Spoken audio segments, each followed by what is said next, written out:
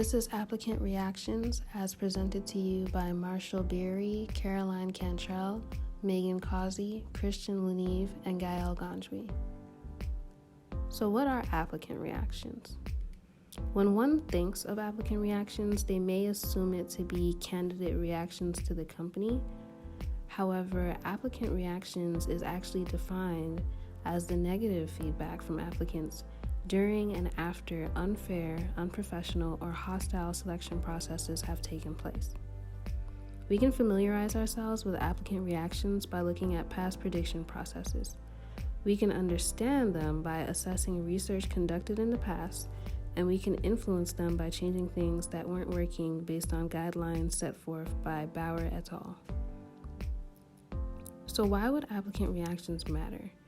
There are a number of reasons, but we've combined them into three groups: legal, psychological, and economic.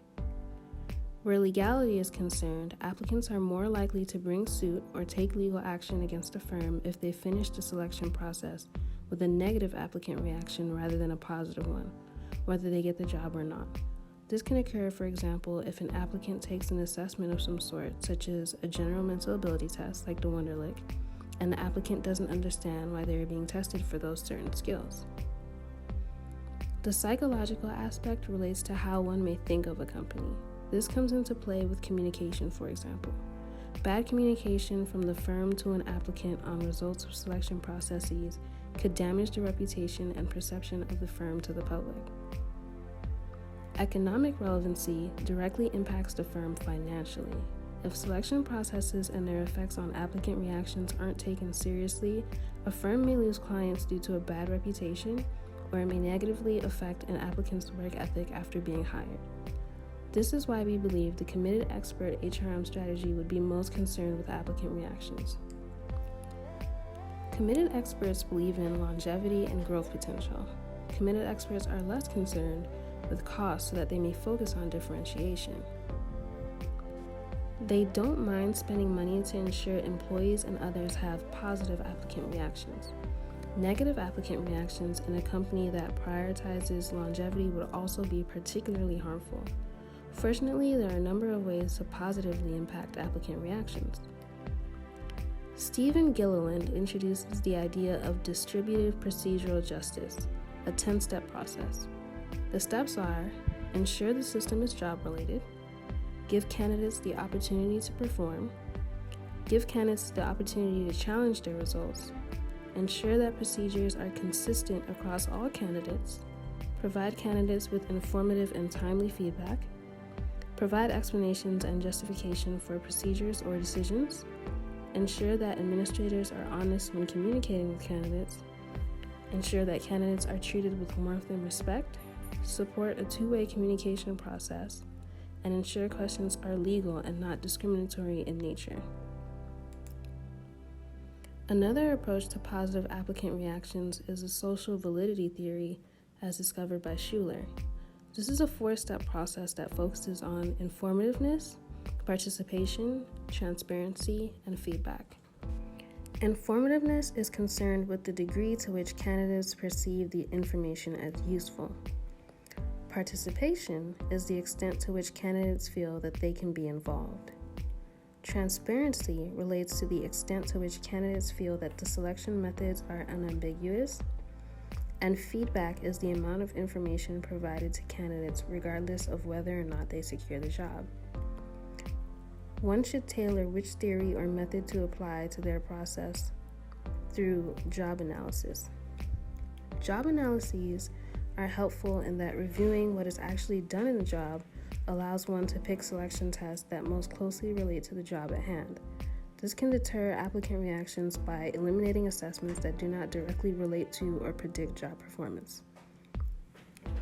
Tactical recruiting decisions is concerned with how recruiters attempt to establish a connection. For example, if frequent contact is not maintained and schedule flexibility isn't accommodated, applicants are inclined to be left with bad taste in their mouths toward the company. Now let's look at scenarios that we were able to come up with. In the first scenario, Melissa is applying to work as a housekeeper doing laundry in San Francisco, California. The job specification states that they only require the job applicant to be able to lift 5 pounds of laundry. On the application, they explicitly ask what her sexual orientation is. Melissa is angry and contacts a lawyer to investigate the company's selection processes. This scenario is most closely inclined to the legal effects of applicant reactions. So what went wrong here? The question doesn't directly relate to the job. Not only does it not appear to relate, but it isn't followed with some sort of explanation or justification as to its relevance. While sexuality isn't a protected group in the United States, it is in San Francisco. So how do we fix this? The company can reassess selection processes based on KSAOs. They can also provide proper context and clearly communicate to Melissa why the question was asked and its relevancy. In our second scenario, Mark applied for a job at a competitive accounting firm. He was then invited to their office for a face-to-face interview. At the end of the interview, he was told he would be personally notified within the next 2 weeks on whether or not he was selected for the position. 3 weeks later, having not heard from the company, Mark browses their Facebook page and sees that they've posted a picture welcoming their new employee for the position. Mark is angry about the situation and speaks poorly of the company to all his friends and neighbors. The scenario relates to the psychological effects of applicant reactions. Here, by brushing Mark off, the company did not treat him with respect.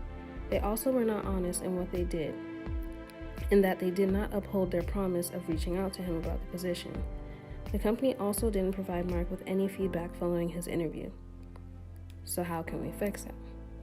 The company can follow through on promises made to candidates and make sure decisions are sent out in a timely manner.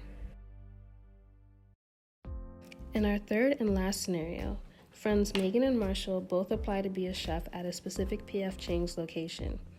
During their individual interviews, Meghan is asked about her culinary skills and background with open-ended questions. She is also allowed time to ask the interviewer questions, whereas Marshall is asked strictly about his personality and customer service experience. He is not allowed time to ask the interviewer questions. Meghan and Marshall reconvene after their interviews and discuss them.